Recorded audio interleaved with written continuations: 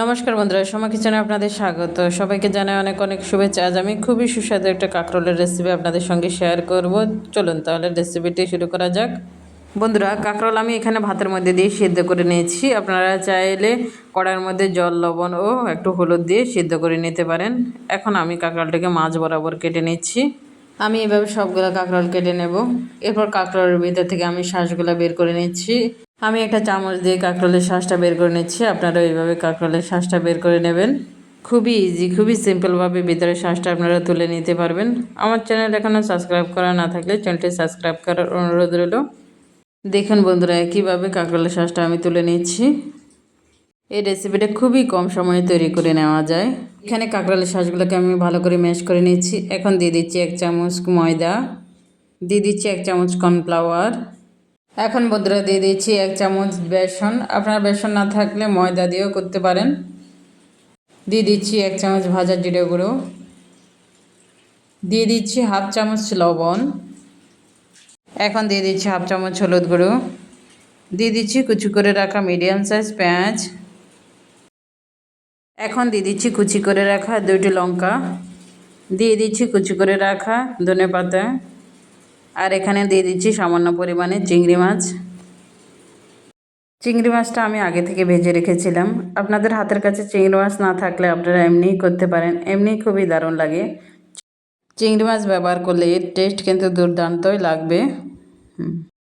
এখন বন্ধুরা সমস্ত উপকরণ হাত দিয়ে খুব ভালো করে মিশিয়ে নিতে হবে। এরপর হাত দিয়ে প্রেস করে করে খুব ভালো করে মেখে নেবেন। যদিও এই পুরটার মধ্যে জল ব্যবহার করার কোনো প্রয়োজন হবে না। যদি আপনাদের কাছে মনে হয় পুরটা একটু নরম হয়েছে, তাহলে আপনারা বেসন বা ময়দা একটু ব্যবহার করতে পারেন। এটা কিন্তু একটু শক্তই পুর হবে। এখন বন্ধুরা দেখুন, আমার মিশ্রণটি ভালো করে মাখা হয়ে গেছে। এখন আমি রেখে দিচ্ছি। এখন বন্ধুরা আমি কাঁকরোলের খোলগুলোতে দিয়ে দিচ্ছি কিছু পরিমাণে লবণ ছিটিয়ে, আর দিয়ে দিচ্ছি সামান্য পরিমাণে হলুদ গুঁড়ো।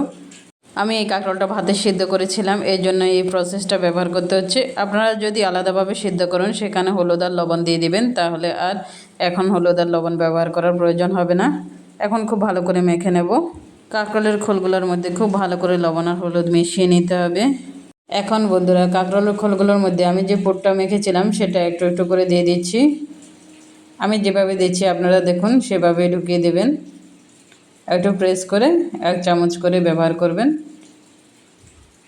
একইভাবে সবগুলো পুর আমি কাঁকরোলের খোসাগুলোর মধ্যে ঢুকিয়ে দিচ্ছি। বন্ধুরা এখানে আমি সবগুলো পুর সবগুলো খোসার মধ্যে ঢুকিয়ে দিচ্ছি। এখন আমি উনানে একটা কড়াই বসিয়ে তেল গরম করতে বসিয়েছি। তেলটা আমার গরম হয়ে গেছে। এখন বন্ধুরা আমি একটা একটা করে পুরবড় কাঁকরোল এখানে দিয়ে দিচ্ছি তেলের মধ্যে। এটা খুবই সাবধানে করবেন, যাতে করে খোল থেকে পুরগুলো খুলে না যায়। আমি এইভাবে সবগুলো কাঁকরোল দিয়ে দিচ্ছি তেলের মধ্যে। এই সময় গ্যাসের ফ্লেমটি কিন্তু লোয়ে রাখতে হবে, হাই করলে ভিতরে এগুলো ঠিকমতো ফ্রাই হবে না।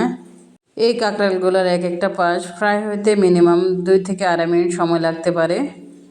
আমার এখানে একটা পাশ ভালো করে ফ্রাই করা হয়ে গেছে। আমি এখন উল্টে দিচ্ছি, অপর পাশটিও যাতে ভালো করে ফ্রাই হয়ে যায়। দেখুন বন্ধুরা কতটা সুন্দর কালার এসেছে। এখন আমি এই পাশটাও খুব ভালো করে ফ্রাই করে নেব 2 থেকে 2.5 মিনিট। এই সময় কিন্তু গ্যাসের ফ্লেমটি লোই থাকবে। 2 থেকে 2.5 মিনিট পর দেখুন আমাদের কাঁকরোলটা খুব ভালো করে ফ্রাই করা হয়ে গেছে। এখন আমরা তুলে নিচ্ছি। গরম ভাতের সঙ্গে পরিবেশন করবেন বা এমনি খাওয়া যায় সস দিয়ে, খুবই দুর্দান্ত লাগে। এই রেসিপিটি কেমন হয়েছে অবশ্যই জানাবেন। যদি ভালো লেগে থাকে অবশ্যই বাড়িতে একবার ট্রাই করে দেখতে পারেন। আমার চ্যানেলে নতুন বন্ধু হয়ে থাকলে চ্যানেলটি সাবস্ক্রাইব করার অনুরোধ রইল।